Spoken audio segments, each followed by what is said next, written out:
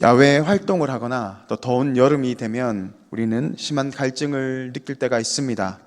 그럴 때 특히 젊은 사람들은 청량음료를 좋아합니다. 콜라나 사이다 같은 시원한 청량음료를 마시면 갈증을 일시적으로 해소할 수 있기 때문에 청량음료를 많이 마십니다. 그렇지만 청량음료가 진정한 목마름에 갈증을 해소해 주지 못한다라고 합니다. 왜냐하면 청량음료 속에 많이 들어있는 설탕과 또 카페인 때문에 오히려 더 탈수 증상을 야기시킨다라고 합니다. 동시에 그 속에 있는 것으로 인해서 이뇨작용이 일어나서 우리 속에 있는 수분을 더 많이 배출시키는 역할을 한다고 합니다. 그래서 우리가 청량음료를 마시면 일시적으로 청량감을 느끼고 시원함을 느낄 수는 있지만 그것이 우리의 목마름을 해결해 줄 수는 없는 것입니다. 목이 마르면 물을 마셔야 합니다. 그렇지만 여전히 수많은 사람들이 일시적인 청량감을 쫓아 그것을 선택하기도 하는 것입니다.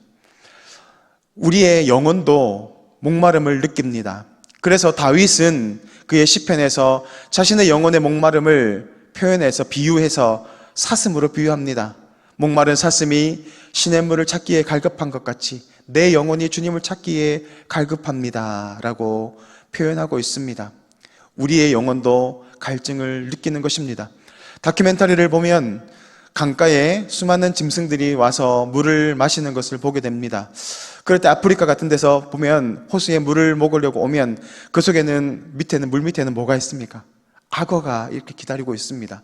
그것을 알면서도 목마름을 견딜 수 없어서 위험함을 무릅쓰고 그곳에 가서 물을 마십니다. 그러다가 어떤 얼룩말 같은 동물은 물을 마시다가 악어에게 잡혀 먹히기도 합니다.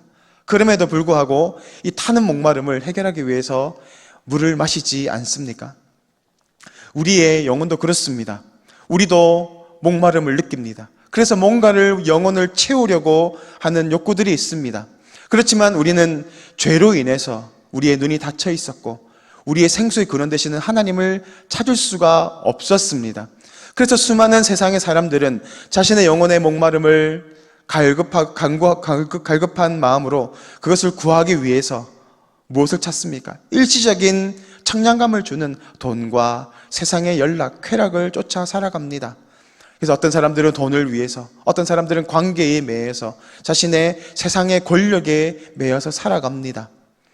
그러나 그것이 우리의 영혼을 만족시킬 수 없습니다. 마치 콜라 사이다 정도가 아니라 바닷물을 마시는 것과 같습니다. 타는 목마름을 해결하기 위해서 바닷물을 마시면 어떻게 됩니까? 더 타는 목마름과 갈증을 느끼다가 결국 죽어가게 되는 것입니다. 세상에 주는 그런 청량감이 그런 것과 똑같습니다. 오늘 본문에 사마리아 여인이 등장합니다. 이 여인 역시도 영혼의 목마름을 쫓아서 살아갔습니다. 이 여인이 목마름에 대한 해결책이 무엇입니까? 바로 남편, 이 관계를 통해 자신의 목마름을 채우려고 하였다라는 것입니다. 그래서 남자를 만나보니까 사랑의 감정을 느끼게 되고 내 영혼이 채워지는 것 같고 이 남편의 자상함을 통해서 일시적인 행복함을 느끼게 됩니다. 그러나 다들 살아보셔서 알겠지만 이 남편, 이 아내가 나에게 큰 만족을 줄 수는 없습니다. 이렇게 이 사마리아 여인은 5명의 남편을 만납니다. 그때마다 일시적으로 만족을 느꼈지만 끝까지 만족을 느끼지 못하는 모습을 오늘 성경은 보여주고 있습니다. 영혼의 갈증이 보여주고 영혼의 갈증에 대해서 성경은 어떻게 표현하고 있습니까? 우물가에서 우물을 길러 나오는 이 여인의 모습으로 우리 영혼의 갈증을 표현하고 있습니다. 우리가 그렇게 영혼의 갈급함을 느끼고 무엇인가를 채우려고 하는 이 여인의 모습을 통해서 우리 영혼의 갈증을 표현하고 있는 것입니다. 그래서 성경은 우리의 영혼을 채울 수 있는 방법을 바로 예배에서 찾고 있습니다. 하나님을 예배함으로 우리의 갈증을 해결할 수 있다라고 말하고 있습니다. 이것은 이 여인 역시도 알고 있었습니다. 하나님을 통해서 우리의 영혼이 만족된다는 것을 알고 있었지만 어디에서 하나님을 예배해야 하는지, 유대인들은 예루살렘에서 예배해야 한다고 하지만 자신의 그쪽에 있는 사람들은 사마리아 땅에서 우리 조상들이 이곳에서 하나님을 예배하였다라고, 이곳에서 하나님을 예배해야 한다, 장소를 통해서 하나님을 예배해야 한다라고 생각하고 있었습니다. 그때 예수님께서 말씀하십니다. 이 산에서도 말고 예루살렘에서도 말고, 장소의 문제가 아니다라는 것입니다. 시간과 때가 있다라는 것을 말씀합니다. 그때가 언제입니까? 바로 이때다. 예수님께서 이 여인을 찾아갔던 그때가 바로 하나님을 예배할 그 때라고 말씀하고 계신 것입니다. 왜 그렇습니까? 예수님께서는 예수님을 통해서 하나님을 만날 수 있는 살아계신 성전으로 오셨기 때문입니다. 예루살렘 성전, 사마리아의 그 산에 있던 하나님을 만났던 일시적인 장소는 이 예수님에 대한 그림자일 뿐입니다. 성전의 실체가 되시는 예수님을 통해서 우리는 하나님을 만날 수 있습니다. 동시에 예수님의 희생 제물, 자신의 제물 되심을 통하여서 우리는 우리의 죄를 해결받고 하나님을 만날 수 있게 되는 것입니다. 그래서 오늘 성경이 예수님께서 이 예배에 대한 조건을 이야기하고 있습니다. 예수님이 말씀하시는 예배는 어떤 것입니까?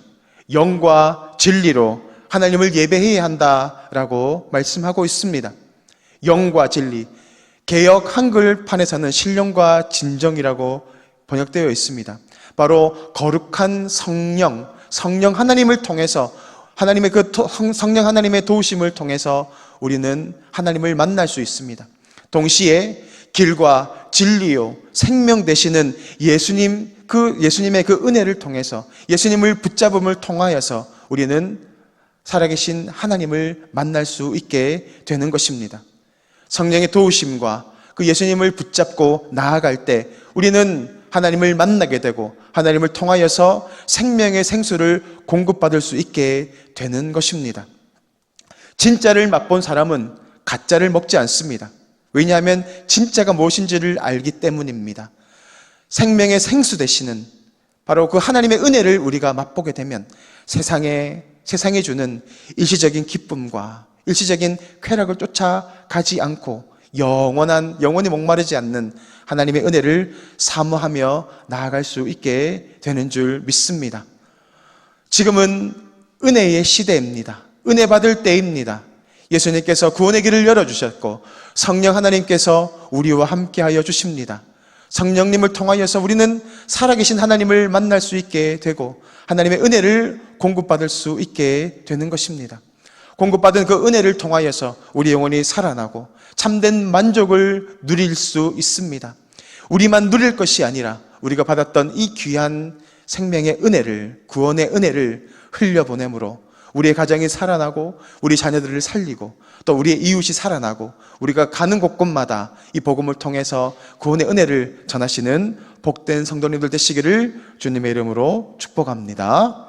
이 시간 화면을 보시고 기도의 제목을 다 같이 읽겠습니다. 성령의 도우심과 십자가 은혜의 공급을 통해서 온전한 예배자로 서게 하옵소서. 받은 은혜를 가정과 이웃에 흘려보내는 축복된 삶을 살게 하옵소서. 이 시간 다 같이 기도드리겠습니다. 참된 만족과 구원의 능력이 되시는 주님의 은혜를 감사를 드립니다. 우리에게 성령님을 보내주시고 예수님의 십자가의 은혜를 통하여서 살아계신 하나님을 예배하고 하나님의 그 은혜를 공급받게 하여 주시니 감사를 드립니다. 또 세상의 것들을 쫓아가는 미련한 인생으로 살아가지 않게 하시고 살아계신 주님을 통하여서 하나님을 예배하는 자의 자리에서 주시는 은혜와 능력을 통해서 생명을 살리고 회복시키며 하나님을 기쁘시게 하는 축복된 삶으로 살아갈 수 있도록 인도하여 주옵소서. 지금도 살아계셔서 역사하시는 주 예수 그리스도 이름으로 간절히 기도드리옵나이다. 아멘.